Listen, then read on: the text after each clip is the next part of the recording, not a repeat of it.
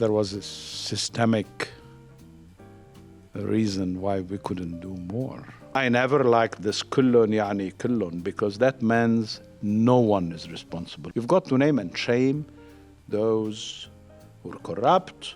What is more important is to say, why do I vote for Jihad Azour or why don't I vote? My main objective was to reach a ceasefire, to stop the war against my country, Lebanon. 4 or 5 days we spent in Doha. Most of the time was spent discussing the electoral law. Our religions do not define us socially and politically. I'm not inactive, but I'm not capable of doing the things I used to do.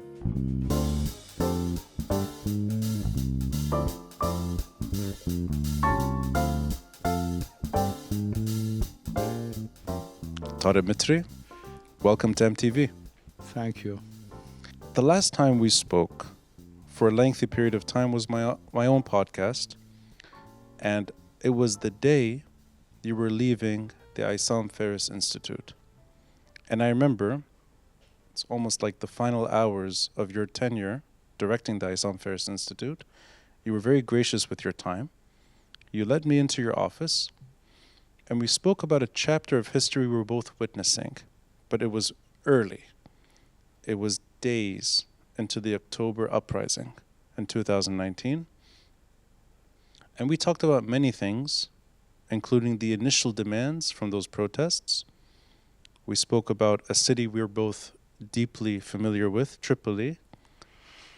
And that kind of conversation, as history is evolving in front of us, I listen to it regularly.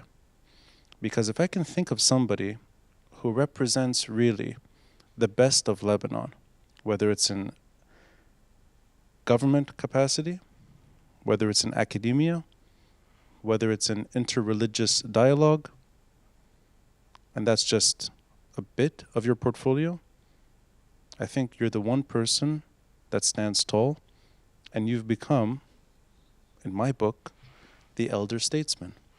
Oh, I'm humbled. Elder, of course, is relative because we're both getting older. But I really mean that.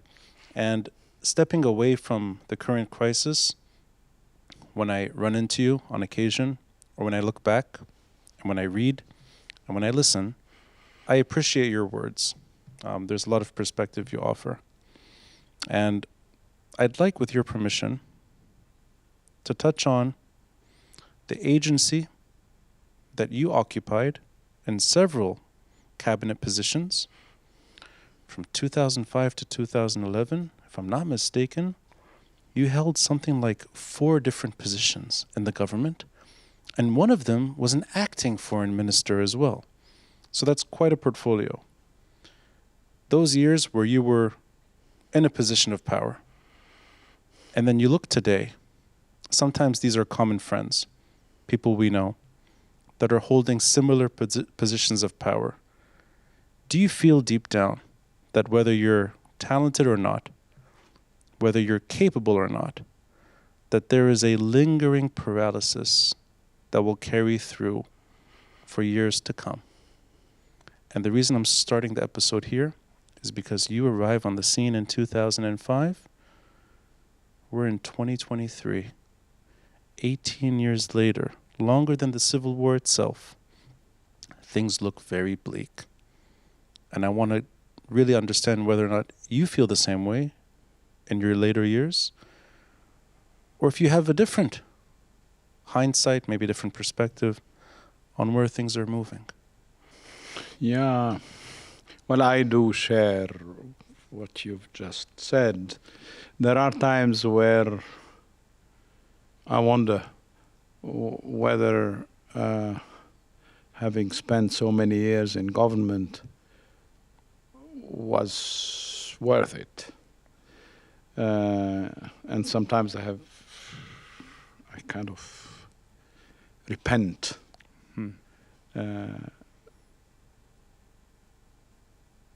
But at the same time, I realize that there was little more that we could have done, but only a little more. And there was a systemic reason why we couldn't do more. We, I mean those who wanted to reunite Lebanon, to consolidate Lebanon's independence and sovereignty, but more importantly, reform Lebanon. We couldn't have done more, but we did not. Not because of our own shortcomings and failures. Of course, we all have our shortcomings and failures. But it's about the system itself. The system is what I call now, at that time I never used the word, but I do use it now. We're in a vetocracy. And then I would elaborate further on this if needed. You know, I was not in Lebanon when I was appointed minister in the cabinet of Najib Mikati. And I thought I was coming back to be part of a process that would heal the divisions that we have seen before 2005, that would consolidate, as I said, independence. Syrians were about to leave the country, and Lebanon wasn't anymore under Syrian tutelage. So, and I sincerely hoped that there was room for reform, for innovation, and for the short time that cabinet had spent, we were all, though we came from different backgrounds, we were all excited about being part of a team that is managing a transition.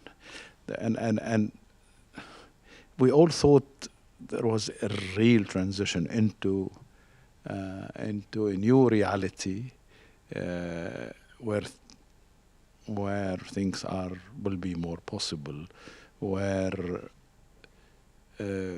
all the reforms that we were prevented from doing, what Lebanon was not able to enact, have become possible, where all the communal divisions could be transcended. I mean, we had that hope. In hindsight, I wouldn't say it was an illusion, but it didn't. It simply did not come true for a number of reasons. But I have to add also, and the more we talk about it, the more I can elaborate.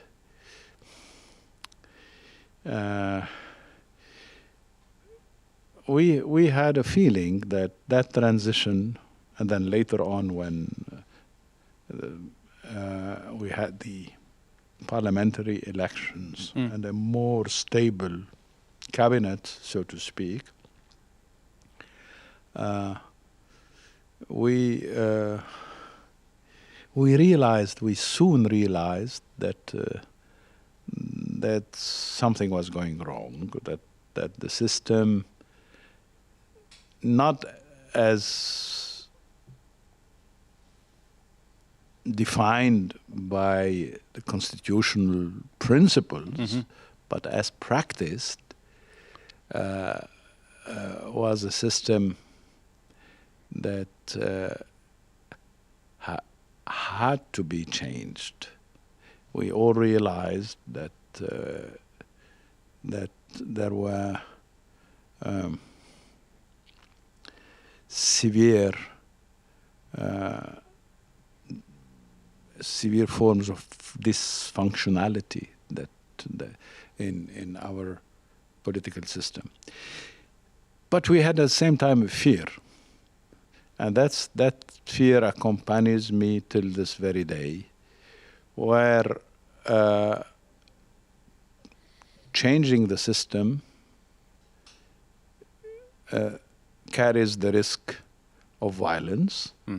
And the risk of violence in Lebanon is a risk of exacerbated, aggravated communal division. Most violence in Lebanon is communal.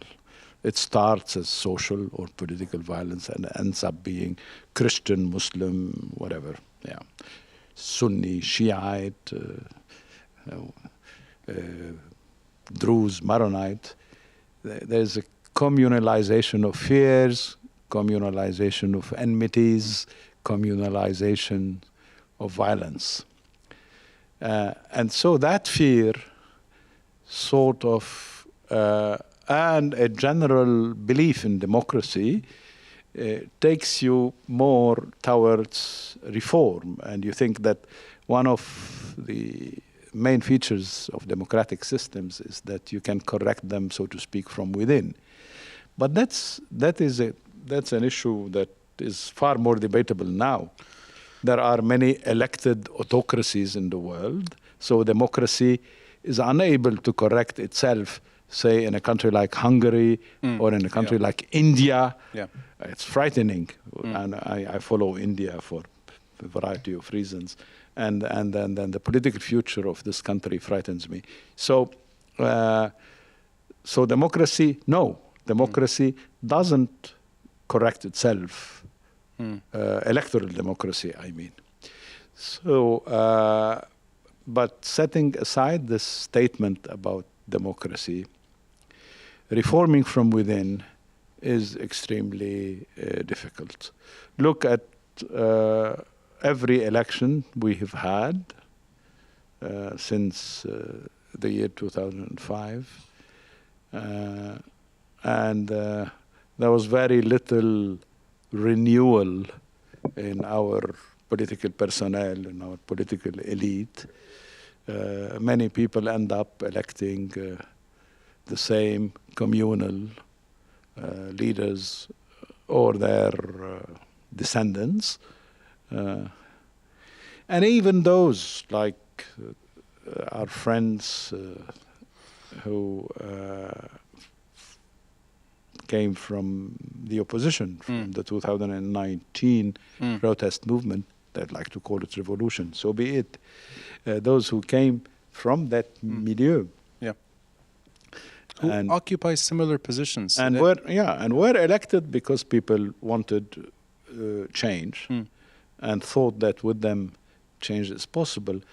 They found themselves, look at now, I mean, with the presidential elections, they found themselves with their hands tied, and they're kind of forced to conform to the rules of our very rigid political system as it has become. Originally, if it wasn't as rigid as it is now. You know, you're the guest and friend I can simply just sit back and listen to. I've done 5 years of podcasting. Rarely do I get the chance to speak to someone where I don't really need to steer the ship. You speak in a way of it's deep revision and it's decades of reflection under your belt. And when you talk about 2005, and I hear the words from you, you're talking about the pre-war generation's reconnection with Lebanon, not in 1990, but post-Syria withdrawal. And you use the word repent, almost a deep inner dialogue maybe with your career here. I think, if memory serves me right, I was in Geneva when you made the decision to join the Najib Mikati government in 2005. And the reason I know that, it was in the newspaper. I was physically in Geneva and I saw your name, and you were maybe in the first, this is weeks after March 14. You're making a decision to leave an otherwise serious career in Geneva to join the Lebanese government, the first government as the Syrians are withdrawing. My father as well, months thereafter, makes a decision to depart the IMF and become part of the scene here. And there are many other names too that decide to come back once more. And I think it was a very serious decision back then, and a deep belief that reform, and I like the word that you're referring to regularly, that reform was an option. Not revolutionary overthrow or status quo reform. And the way you talk about communal anxiety, and I think the way you address it without hesitation, that's the type of language I think that has eroded over time, maybe due to severe paralysis, where it becomes almost like discussing things that you're mentioning that's almost taboo today. There's an ideological battle underway. And I share the sentiment of democracies that cannot sustain themselves.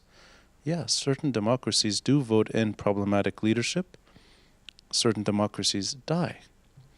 And I think Lebanon's chance at rejuvenating itself, it faded over time. But I don't blame anyone.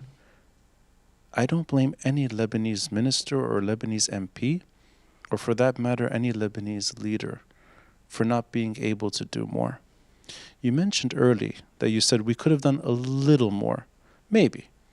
That's the limited agency of all these individuals in a system you described. But I think the system, and the way you're describing it, I think the system itself is paralyzed.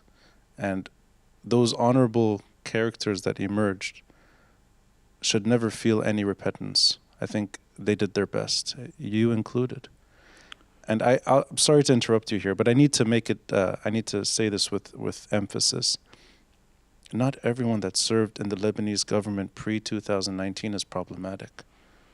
And I get uneasy when I hear certain names being floated, whether they're ministers or, for that matter, presidential candidates, where their names become toxic simply because they served in a cabinet. I don't think that's a fair critique. And I'd like to ask you if you get that feeling as well, that maybe attitudes are not reflecting reality always in this country. There's become a knee-jerk reaction to blame everyone for everything, and therefore somebody like Jihad Azour becomes simply part of the problem, and he's dismissed. This may not be a mainstream sentiment, but it is real and it's political, and there are MPs that vote accordingly. So anything you can say to that, because you did serve in those years too. And I think your role in the Lebanese government was positive, not negative. Yes, well, it's always difficult to talk about oneself, but I can more freely talk about others, about people like Jihad Azour. Yeah. I'm appalled by what I hear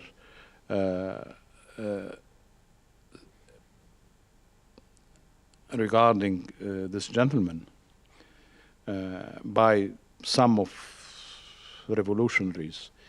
I never liked this kullun yani kullun, because that means no one is responsible. When kullun are responsible, that means no one is responsible. You've got to name and shame those who are corrupt, those who could have served the public good and did not.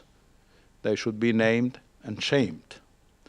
Those who opted for policies that had proven to be detrimental to Lebanon's economy and politics, and those who did them because of their sectional or personal interests. Mm-hmm. They have to be named and shamed, and they are not. They say kullun yani kullun. Shu kullun yani kullun.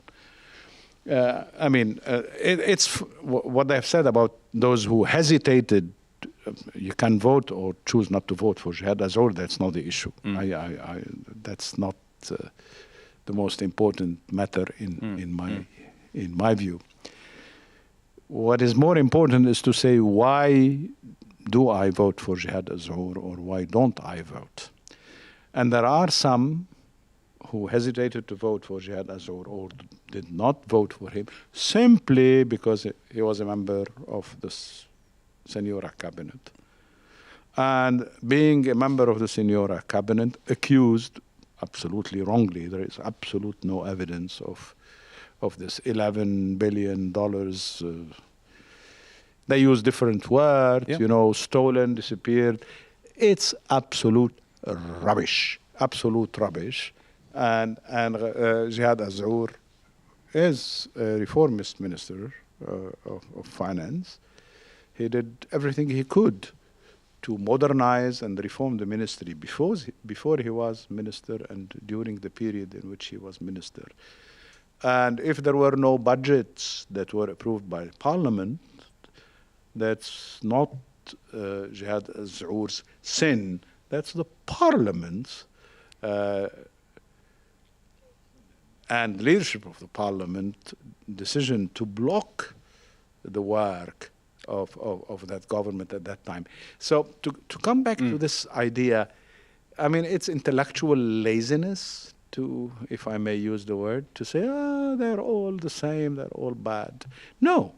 I mean, do some work done, get some work done, investigate. That's the job of good journalists. There are some in Lebanon.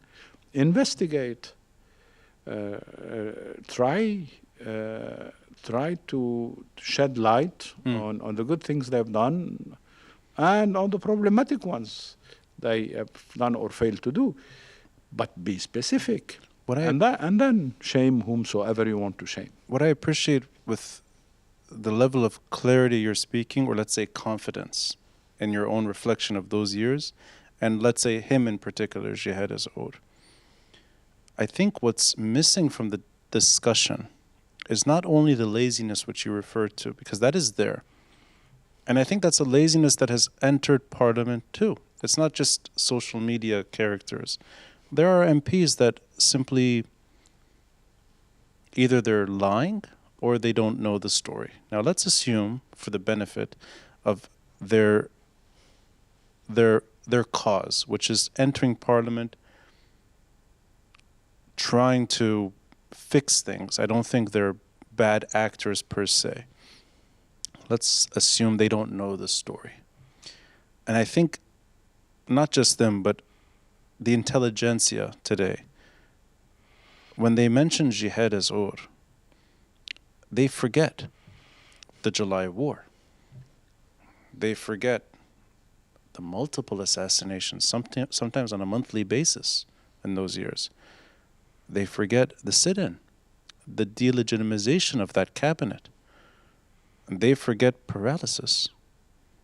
Or if they don't forget, they're simply ignoring that and pointing the finger at individuals.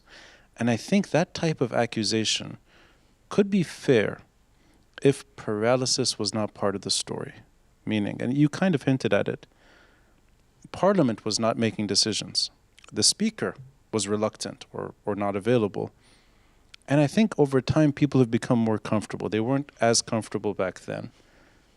But over time, people have become flexible with how they refer to Hezbollah's role increasingly problematic in domestic affairs. Not geopolitics, not regional security, but Lebanese politics.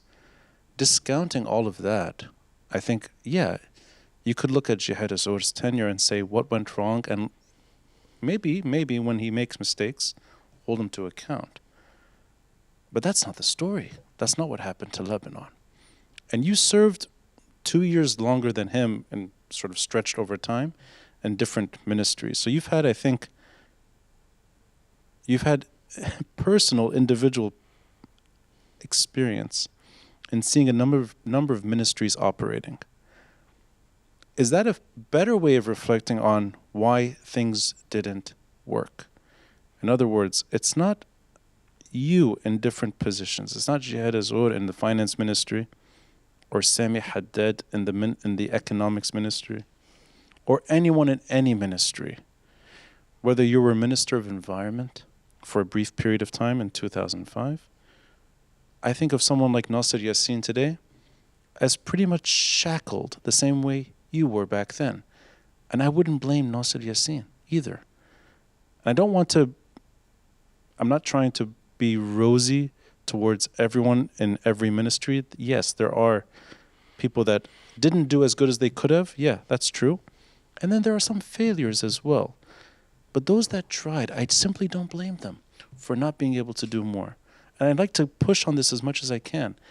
Do you feel that that's a better framework for looking at post-2005 politics? You know, sometimes I have three criteria, and then we can give examples if you need, to judge a member of our political personnel or our political elite.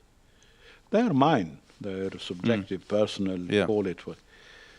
First has to do with whether this person is obsessively interested in power rather than seeing himself, herself as an agent of public good. I mean, of course, all politicians oscillate between the exercise of power, which is legitimate. I mean, I'm not challenging that, and the pursuit of public good.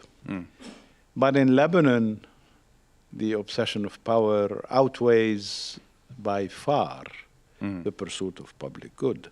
And I evaluate politicians from that perspective, from their ability to give more importance, to be more committed to public good than to the exercise of power. Would you share that sentiment for the reform-minded colleagues, at least, that I think at least made up a sizable number of ministers in the governments you served? In other words, the team that you identify with, let's say, do you find them to be that kind of politician? Meaning they want their egos are being massaged rather than public service? Well, majority of our fellow ministers were representatives of political parties and communities, as they call themselves. And the interests of the narrow political interest of their parties and the communal interest of the community to which they belong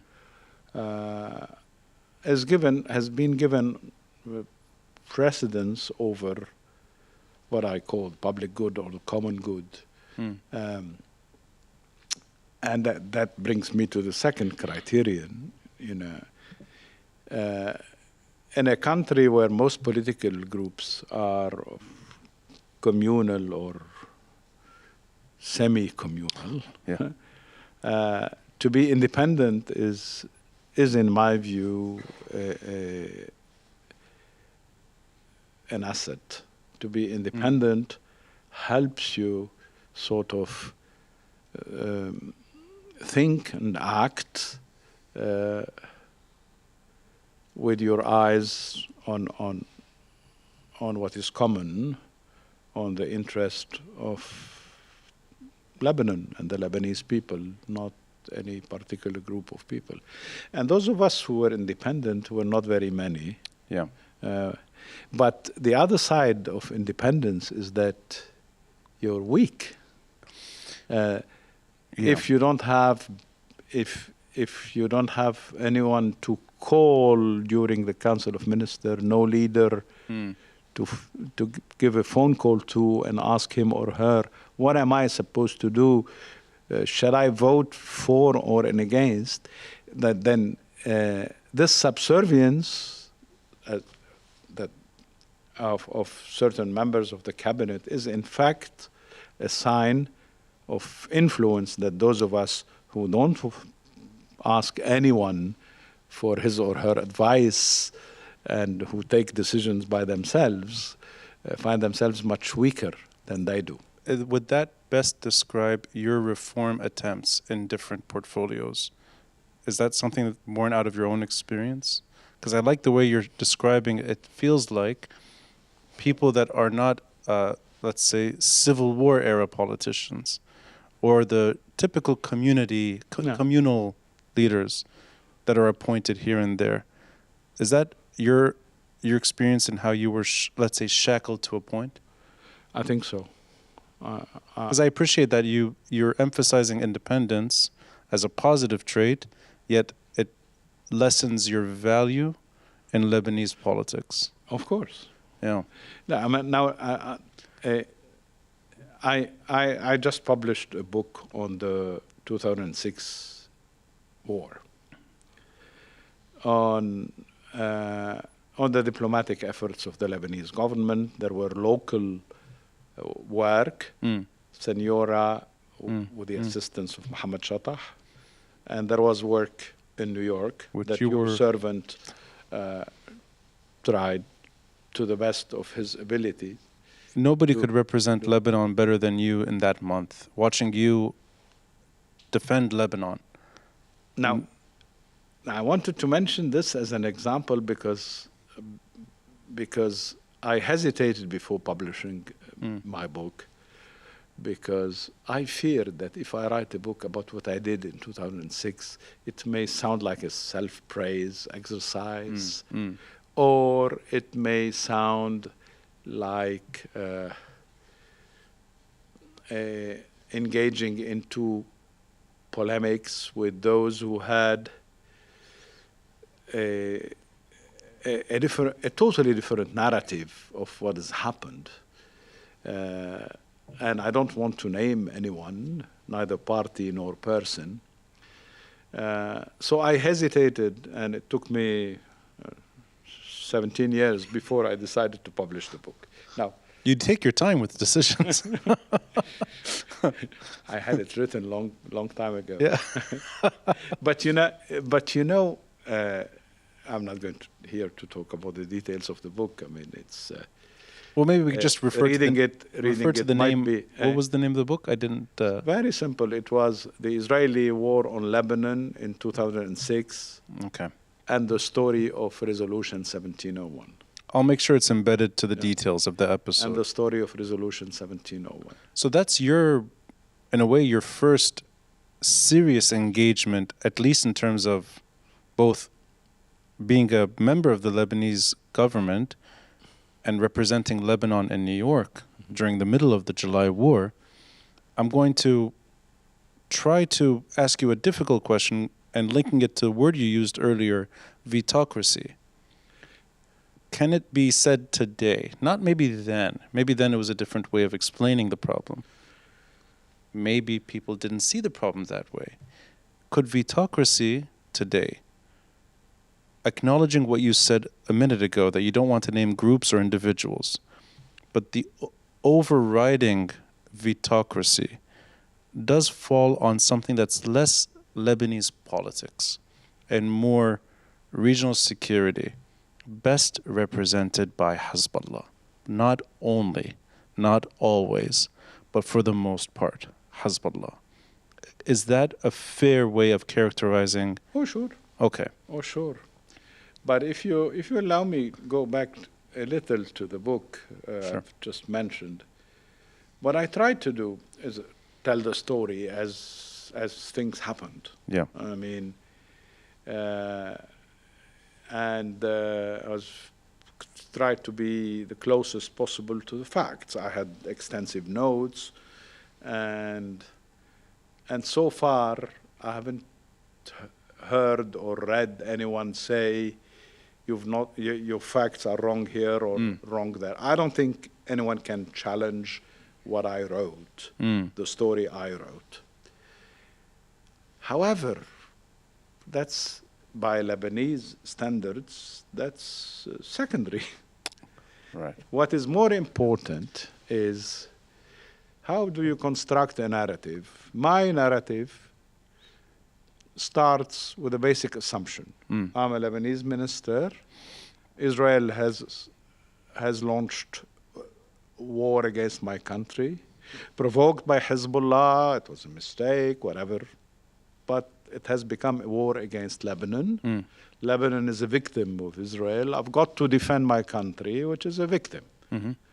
And moreover, my country, Lebanon, has always complied with the UN resolutions. Unlike Israel, it took Israel 22 years to leave the country to implement the resolution 425. Yeah. So that's simple. And then when I went to New York, I said, I don't care whether you're pro-Hezbollah or against Hezbollah, whether Hezbollah was right or wrong, whether Hezbollah thinks of what is happening in Lebanon is a battle that he will come out of victorious, and then what is he going to do with his victory? I really didn't care about all of this. I cared about one thing, is how to stop the war, because the war was devastating for my country.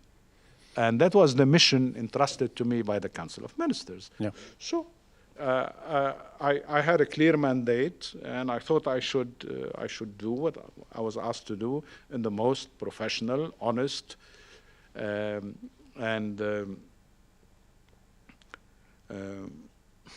perseverant manner. And then I tell the story. Now, of course, my narrative is different from the Hezbollah narrative for a simple reason, is that Hezbollah, they have party interests, both regional, local, and communal. Local as a party and a representative of the community. They want to show what they have been able to achieve. Yeah. They want to show, for internal political reasons, that the Lebanese government didn't do what it was supposed to do. Worse, they don't accuse us personally, neither Fuad Senora nor Mohammed Chatah nor myself, of having pro-Israeli sympathies. They couldn't do. Their media outlets do. I'll tell you what they've done. And they on social media they do. But they couldn't do that overtly. They couldn't do that years earlier while they were being attacked. But you know what they did? They did. And I try to unpack this in the introduction of my book. Yeah. They chose people whom they thought were our political friends, and using WikiLeaks and American embassies reports on a meeting that was held with Condoleezza Rice and another with I don't know whom, Jeffrey Feltman. And they used those documents to say, look, if their friends were happy that Israel was about to crush Hezbollah, so they are happy with Israel trying to crush Hezbollah. And therefore, it can't be that they are in their negotiations, whether in Beirut or in New York, defending Lebanon. That's the laziness that transcends the whole story. That's the duplicity and dishonesty. And what I try to do in the book is say, look, I really didn't care who was hoping that Hezbollah comes out victorious, nor who was praying that Hezbollah will come out weakened. That was not my main objective. My main objective was to reach a ceasefire, to stop the war against my country, Lebanon. Khalas. This is another way of doing diplomacy. Therefore, that brings you to that brings me to Vetocracy from a lateral entry point. You know, in Lebanon, much to my dismay and the dismay of many honest and sincere citizens, foreign policy is nothing than a sheer reflection of domestic policies. And I think diplomacy is not possible when foreign policy is just the mirror image. Because in our domestic politics, we fight, we disagree, we're communally divided. Then what foreign policy is possible? The only possible foreign policy, therefore the only possible diplomacy, is to ignore, transcend what you name it the way you want. Could you push transcend those divisions? Yeah. And work as if those divisions didn't exist. Could you put what you just said in perspective to today? So 15, 16, 17 years ago, there are individuals, the way you described it, independent enough individuals that are trying to do the right thing, meaning end that war. A war largely fought between Hezbollah and Israel on Lebanese territory. For the most part, there are representatives of Lebanon here and in New York and making the case globally that the war needs to end and 1701, what later becomes 1701, is necessary. That is an individual or a group of individuals proactively creating diplomatic effort. Fast forward to where we are now, 2023. I don't think Lebanon has a foreign policy. But in 2005, 2006, maybe until 2008, it felt like there were people trying to make Lebanon's case against two things. Against Hezbollah's local interests, for whether it's security or whether it's protecting things that they were inheriting post-Syria withdrawal. That's on one side. On the other side is a Lebanese political movement that is sabotaging those efforts too. And that to me is also part of the story. It's Hezbollah and Hezbollah's allies that make it impossible for anyone in those years to do more. And the reason I'm saying this up front is because by 2008, Vetocracy is institutionalized. It's the Doha Agreement. And that really ends all of this. So I'm trying to put those years really in perspective and making sure that anyone that is criticized unfairly maybe learns their history.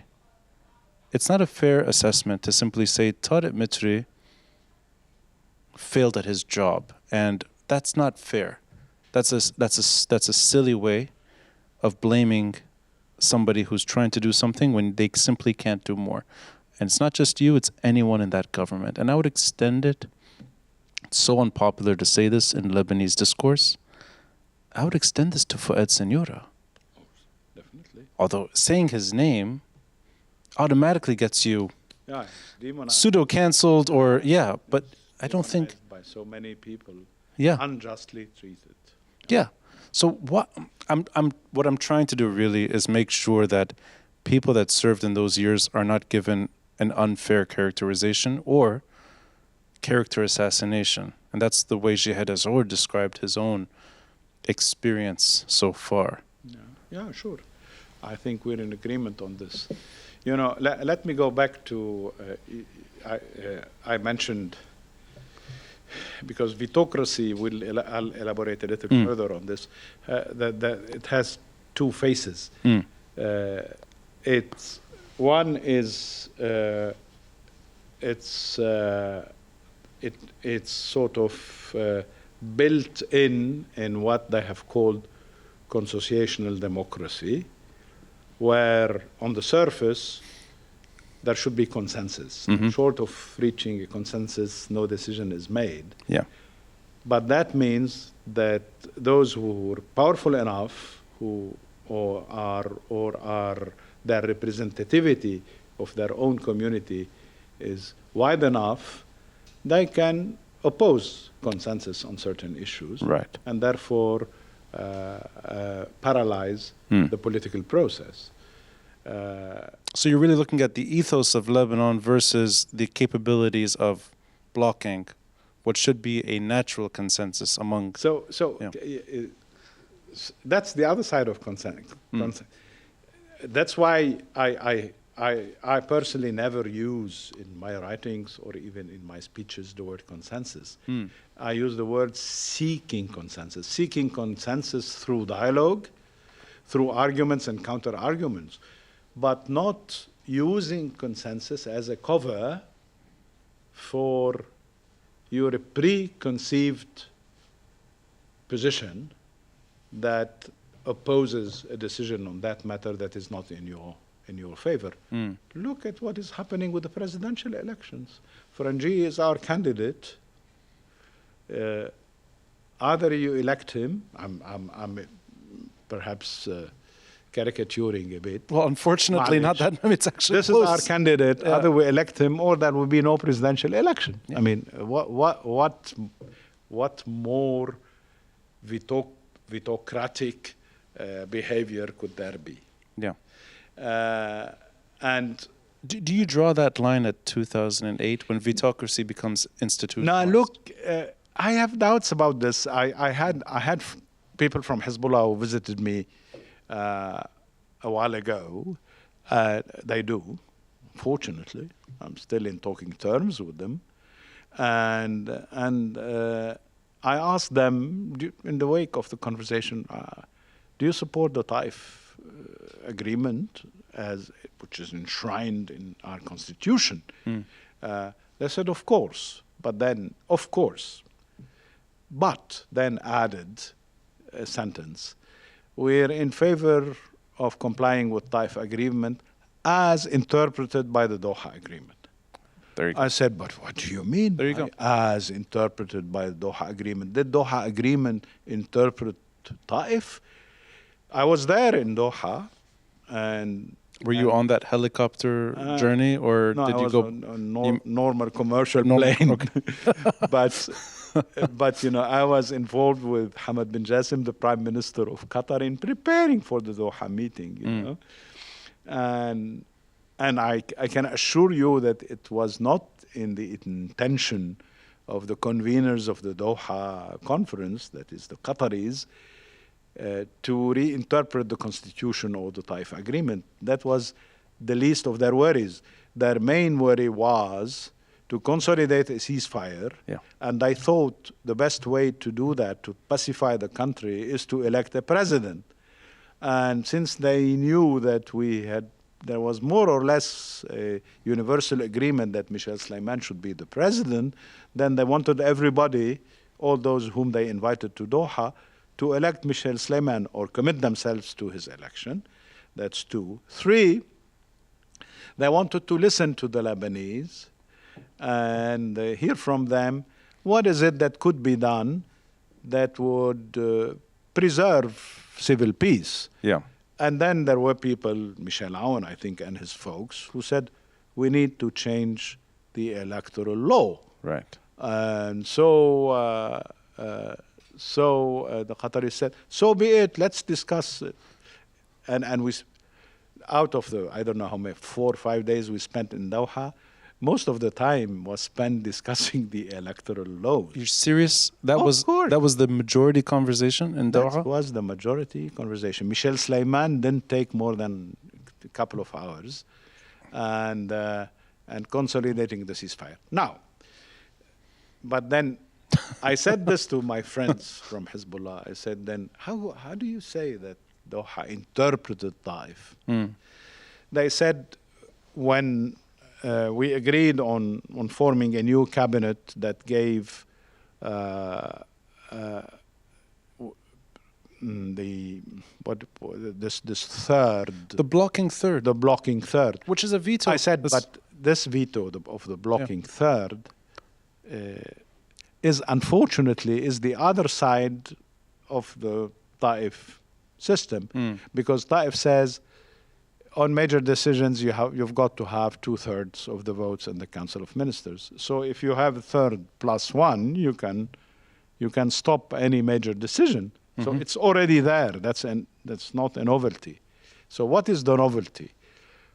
And then they said the novelty is they use the word mithaqiyya. Yeah. And mithaqiyya, national pactism or whatever you would like to call it, I don't know, untranslatable like most Lebanese political jargon.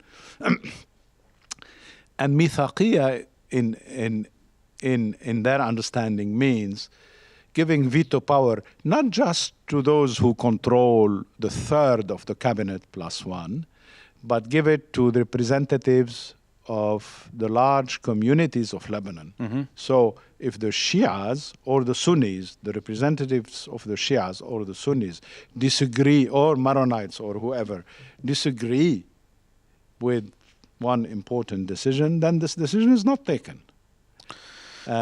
So it's not a matter, so it's giving the veto to communities and not to the third plus one part of the cabinet. So it's a step forward towards more vetoes.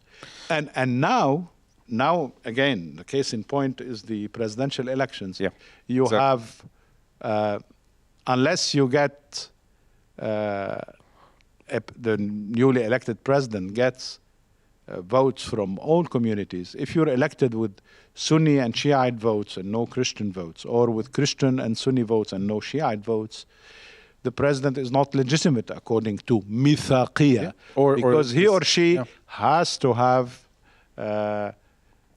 someone from that particular community that vetoes his or her candidacy. And the walkouts happen. Right?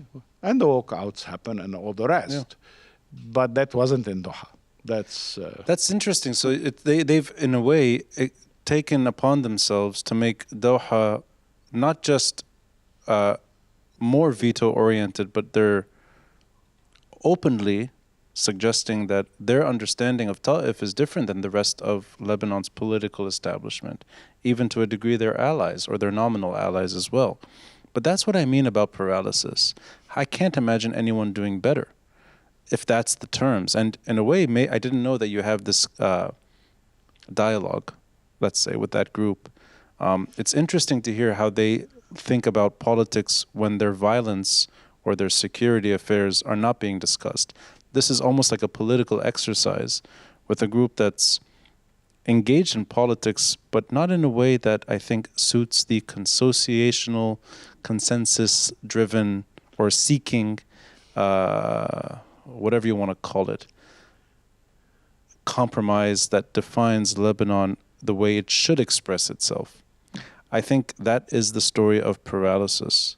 Exactly. And I'd like to quickly cover something that I think pre-2005 is maybe more defining of your role, albeit not here directly. And we've talked about this briefly before. This emphasis on inter-religious dialogue or let's say cultural exchange or whatever you want to call it, Christian, Muslim conversation. That kind of stuff that I think defined the better part of post-independence Lebanon, but does not, I think, happen that much anymore. I think it's taken a different tone. When people talk about inter-religious dialogue, I think they're talking more about things that put communities further apart rather than closer. Sitting where you're sitting, I spoke to a federalist. His name is Hisham Bounasif. He's not the only one I've spoken to. I've spoken to others like him. The name Iyad Bustani as well. These are federalists that also extend the conversation to divorce. And that's the kind of language I think that has taken on. It's not in the margins, or for that matter, it's not academic only. I think it's become, to a degree, political. And if I were to bet, if I were to put money on this, I would say that is the trend that we see moving forward, that it's hard to imagine this status quo keeping everyone together down the road. I do see maybe it's through violence. I do see a form of partition that is possible in our lifetime. And I even listened to somebody say this in a speech which was disappointing. Sami Jmail, a year ago, used the word divorce. Divorce, yeah. Now, you spent so many years trying to, I think, prevent that kind of stuff from happening in politics here. But that's the trend I see. Do you see it as bleak? Look, I will continue to do what I've always done. And I mean, balances of power change in most countries. Movements of public opinion change as well. But if I had to sum up what I tried to do in the past and though I'm far less active today, reasons of age mostly, well, then you're doing quite a bit for your age, my friend. You're the president of St. George University. Thank you. I saw you at the reopening of Sursock Museum. If I'm not mistaken, you chair the board. I do, yes. You're not inactive. You're quite active. No, I'm not inactive, but I'm not capable of doing the things I used to do. Well, fair enough. Let me put it this way.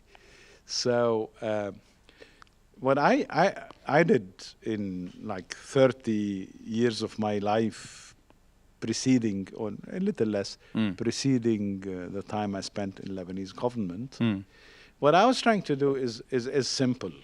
That is, to affirm that no matter what our religions are, that we have so many things in common humanity, common citizenship for those of us who belong to a specific nation. And that our religious otherness is only a religious otherness. It doesn't need to be necessarily a full-blown alterity. And that this dialectics of being different and similar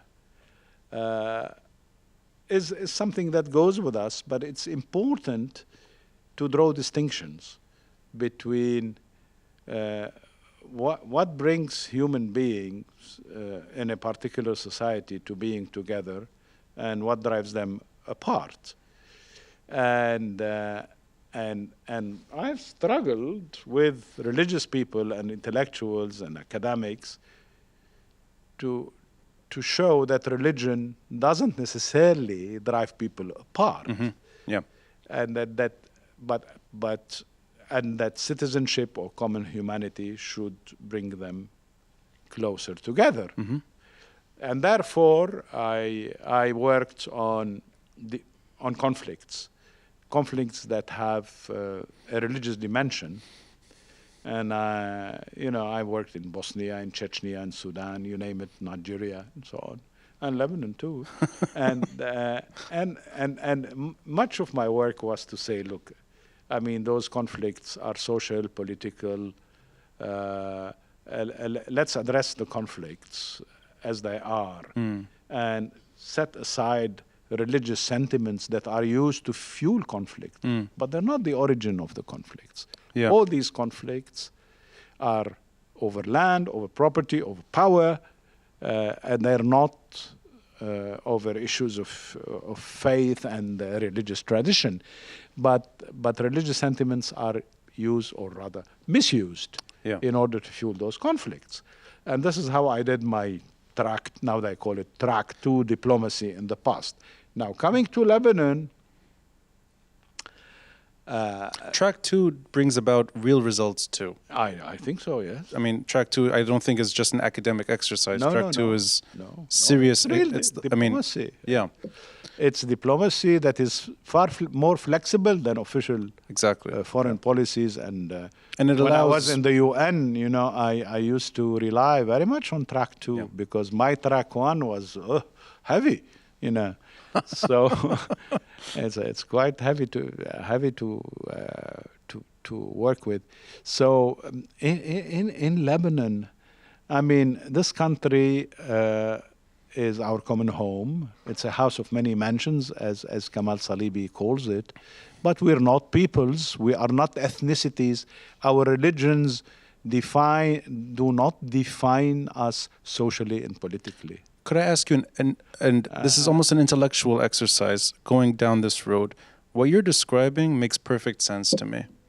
And it also, to me, sounds like it's the same exercise somebody trying to do the right thing in a ministry meets severe limits. Is the exercise or the rationale you're describing also reaching its limits among, and I'll use this case, this community in particular, among many Lebanese Christians today that feel more anxious than they have in recent history? Is there a limit to what you're saying? You know, I've talked to some of those folks, and I don't think, although they have sometimes some awkward formulations, I don't think they believe that the Maronites are ethnically different from Orthodox, and Orthodox are a different ethnicity than Sunni Muslims, and I don't think they don't think it's about genes, that we have different genes, we're different people, we have different history, we have different foundational myth, we have different memories. I don't think they go that far. But what makes them passionate about what they say is the fact, that's my interpretation, I may be wrong, I stand to be corrected by them. My interpretation is they're fed up with Hezbollah, with Hezbollah heavy domination of Lebanon, and then they say, look, we can't live with them, they're imposing, too domineering, and therefore, rather than withdraw into a non-viable Christian state, then they sort of couch it into this federal structure. It's another way of saying divorce. We can't live with them. They're too imposing. They're too domineering. They're too powerful, and it's difficult to live in peace with them. We don't want war, so let's see how we can separate without launching a war. I appreciate that. In that case, it really is tying everything together, meaning the Vetocracy that you described earlier extends to anxiety, and it now extends to even demographics, meaning a community that sees its numbers perhaps on the decline, and they blame, let's say, paralysis mostly on Hezbollah, and therefore, rather than reform, which is, I think, the backbone of everything you've tried to do in this country, they look for shortcuts to survival. And that, I think, brings out the... Would it work? I don't think it works. So it's a false solution to a real problem. That's my hunch. And just come a little closer to... cut a very long analysis short, I think it's not an adequate solution to a real problem. That's, I think, the best way to describe the ideological trends that are shaping Lebanese politics and intelligentsia today. And I think this kind of conversation, I could keep talking to you for hours. Unfortunately, we do have limits on time, so I'd like to wrap it up with something that's maybe less sensitive, but in my mind, it celebrates, I think, the kind of Lebanon that brought you back in 2005, and really what keeps me here. A few weeks ago, a site that is really one of the best museums in this part of the world, shattered by the blast. It takes years because it's a very difficult restoration process. Even the mosaic itself, the windows, everything is restored perfectly. And then hundreds of people gather for the reopening of Sursock Museum. You're right at the door, shaking hands with people. And we all feel good together that this landmark is open once more. I think that kind of emotion, to a large degree, it does keep me in this country, because I see it in your eyes. You spent so many years in this place, and whether you're less active today, or maybe willing now to write more than you did before, or at least publish things that you didn't before, I see it in your eyes that there's an acceptance that this country may not be governable for the time being, but its people are beautiful. And that's what I saw in Sursock. And I saw a statesman like yourself really representing the best of us. And you're not leaving, you're not retiring in some tropical island or some Greek resort or wherever, or in Switzerland, in Geneva. You're here with us, shaking hands at the reopening of Sursock. To me, that was profound. Seeing you there, I think, really made me feel good. And I think it made many people feel much better. You know, it made me feel very good as well to concur with what you've said. You know, what really was most heartening for me, and I heard you while talking about this, I was deeply touched. We had, on that day, I was expecting like 1,500 people. We had 4,500, wow. 3 times as much. Wow. But numbers are not important. What's more important is that the people we had, those people I shook hands with, yeah. and I can assure you lots of them, were not Christian, bourgeois, wealthy from Ashrafiyeh, Francophone. They're كركب سنة مثلي من طرابلس. There were Trablsis, Beirutis, Saidawis, Francophone, Anglophone, Arabophone, وبس, wealthy, less wealthy, young and old. And therefore I said to myself, wallahi, irrespective of what we do in this museum, it's a place where people meet. Yeah. And where people of different regional, religious, and class backgrounds get together.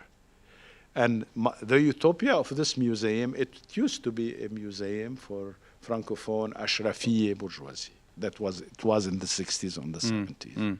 And when I took over, the challenge to me was, let's make of it a place of encounter of all Lebanese. All Lebanese.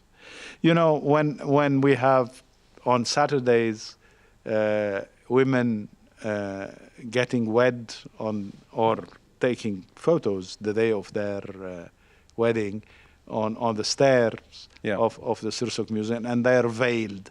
And I'm so happy because I'm happy to see these women feel at home in this Ashrafiyeh museum, which once upon a time was considered a place for the rich, you know. So what we lack in Lebanon and what we have in Lebanon at the same time is that are places of encounter, places where people from different walks of life, from different religious communities realize that they are far less different than they think they are. As I get older and I look at the more youth-oriented protester, activist, whatever, half my age, standing next to someone maybe some 25 years older than me, maybe even a little more, you're in your early 70s, so let's say 20-some years older than me, 28 years older, perhaps. There's 3 generations. We're standing next to each other. We're all happy to be there. And I think it's always a healthy reminder to show the younger Lebanese population that there are individuals like you who were independent enough, who tried their best to do the right thing in the middle of war, deep into paralysis, post-Syrian withdrawal. I think you made Lebanon better. And I wouldn't repent once. I think you should be very, very... if anyone suggests otherwise, they should listen to this podcast. And for that reason and more, Tarek Mitri, thank you for joining MTV. Thank you very much. I enjoyed talking to you.